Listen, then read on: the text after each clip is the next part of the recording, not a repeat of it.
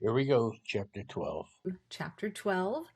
We just finished chapter 11 in the last couple of lectures where we were talking about the interstellar medium. And it's from the interstellar medium that stars form. So we ended that chapter with a discussion of star formation. And we ended up with a star like the sun on the main sequence at the end of that discussion. So this chapter kind of picks up where the last one left off, and we follow the life of a star. And we're going to use a star like the sun, basically the sun's mass star, as an example in all of this. And we'll discuss how it compares to higher mass or lower mass stars later. But we'll follow the path for a star's life and talk about what happens to it during the time that it's a star, and then how they die. So that'll be the end of this chapter.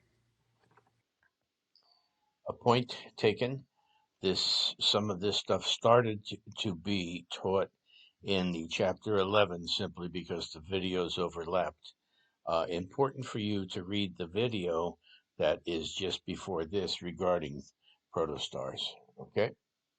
Okay, so we talked about back in chapter 11 that stars, before they become officially stars, before they start nuclear fusion, they are protostars, right? And remember, a protostar is like an earlier stage of a star. It's not burning hydrogen yet, but it is radiating energy, and that energy is radiated away. That comes from gravity, the release of gravity due to the contraction of that little, clump that came out of that cloud. So as that clump contracts, starts to form a star, eventually that gravity builds up heat in the star and that radiates away. Now, when the star is on the main sequence, the contraction stops because gravity, the pressure pushing in, and the radiation caused by nuclear fusion at the center is pushing out, and they have to exactly balance each other. So this figure here is just showing that kind of graphically for a star. In the interior of the star, you'll see the two arrows are bigger. The red arrow is the pressure of radiation leaving the star, and the blue arrow is the gravity pushing in.